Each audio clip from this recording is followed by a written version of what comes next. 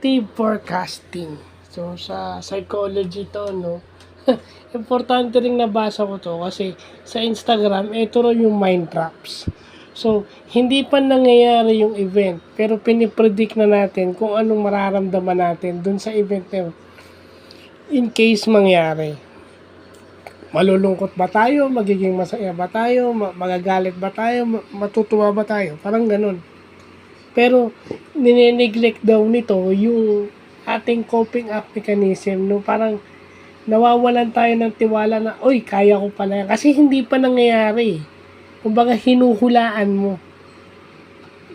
Pinipredict mo na agad yung isang bagay na parang malayo pa. Sa business, pwede yun. Pero emotionally, hindi. Masyado ka ng bias dun sa ano mo no? Nineglect mo yung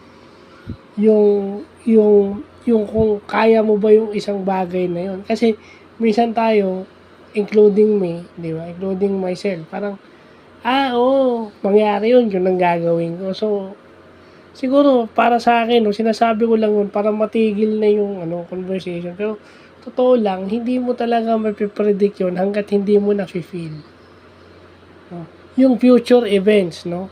Kasi natatrap tayo na alam na natin agad in the future ano yung mangyayari. Kumbaga, okay lang mag-anticipate, pero hindi yung over-anticipation ka. Yun yung effective forecasting. Yung masyado mong hinuhulaan yung mga bagay-bagay. Yeah? Yun. Mahirap din kasi yung masyado ka ng advance mag-isip. 3 steps at 4 steps ahead. Hindi. Kaya ako minsan hindi ko na minsan yung masyado akong advance. Kasi, you tend to overthink sometimes. Hindi mo masabi eh. Di ba? Kung may mga tao kasi na, they are mentally stable, hindi kagatulad ko, di ba? So, butit nalaman natin yung effective forecasting na yan. So, yun lang po.